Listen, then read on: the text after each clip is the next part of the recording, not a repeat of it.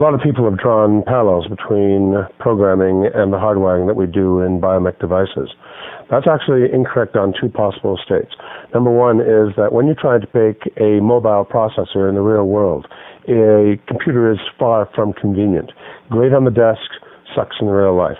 When it's on the desk, it's nice, it's still, it's out of the way, it's not subject to any kinds of shocks or vibrations or all kinds of deviations. But when you all of a sudden take a robot or a machine or a processor and have to put it into a world where things are changing all the time, then all of a sudden you start getting into the world of military-grade technologies, and that involves a lot of money. The other thing, of course, the other extreme, is the biological extreme, which is essentially where Mother Nature does absolutely everything with nothing and without even the benefit of a government grant. The power of this is, can we actually match Mother Nature at this game? Can we do something which essentially will take the basic principles of reaction and, even though they're hardwired, come up with a machine that will allow for adaptation, incredible sort of facility to overcome obstacles that have not been programmed in. And this, of course, is a major problem that most people have seen with either teleoperated machines or program machines. A situation comes up that it's not prepared for, and all of a sudden it's falling flat in its mechanical butt. But of course, like if that's what a beetle did, then it would have been extinct a good number of billion years ago. The first Turbot was built back in 1990, Turbot 1.0, and essentially it was a two-mechanism device that used built-in mercury switches, and as the device fell over onto a new edge, new mercury switches would close, which would activate another motor. So in other words, it was essentially a rotating state engine, a Turing machine, and so we called it the Turing bot. And so that was okay, but the problem was is that it didn't behave like a Turing machine should. On the computer screen, of course, turbites and termites have wound up being something that was studied as a mathematical recreation during the late 80s.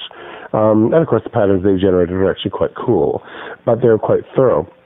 What we noticed, though, is that this device was far from the predictable sort of machine that you would expect from a state device. It was chaotic. It exhibited all kinds of wonderful emergent behaviors. It stayed towards the light, and ultimately its demise came when a cat ripped its guts out because she thought it was the greatest self-mobile cat toy she'd ever seen. This was Turbot 2.0. It was built in 1992, and it's still operational today. Much smaller device than the original tetrahedral creature. Self-contained solar cells, integrator, blinkers, and basically just two directive motive gear mechanisms of different length flagella. And this device has essentially been videotaped and time-lapsed, and its ability to be able to go over extremely complex environments with the smallest number of components and the least amount of peripheral damage is actually, almost legendary now. I mean, it really kicks butt in terms of getting around. The problem, that's right, but the problem is it also kicks butt and basically against other robots. Because of its sort of like peripatetic gear mechanisms, these things have a tendency to grab and kill and crush other robots that basically tumble into its environment. The reason is because Mother Nature basically has well over half of the creatures on this planet, half the species of this planet, are beetles. And what's interesting about that is we've analyzed the beetle very closely. And it's what we call a beautiful cul-de-sac design. In other words, it's a design that essentially is so nicely rigid that you can make all kinds of variations in the basic shapes, but the ultimate shapes are always there.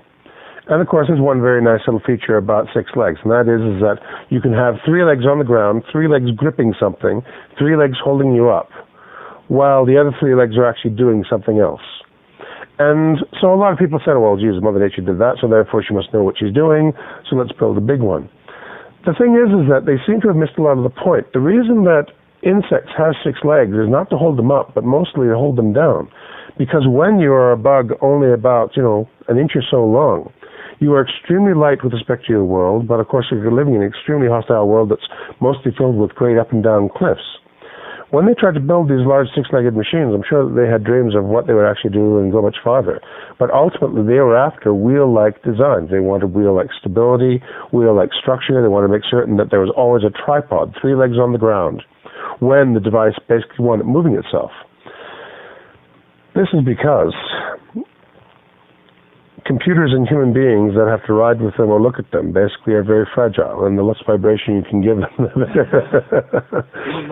it's very much the case. I mean, like you put a hard drive or a floppy disk on something like a walking robot that's bouncing around too much, and all of a sudden you're going to get disk crashes.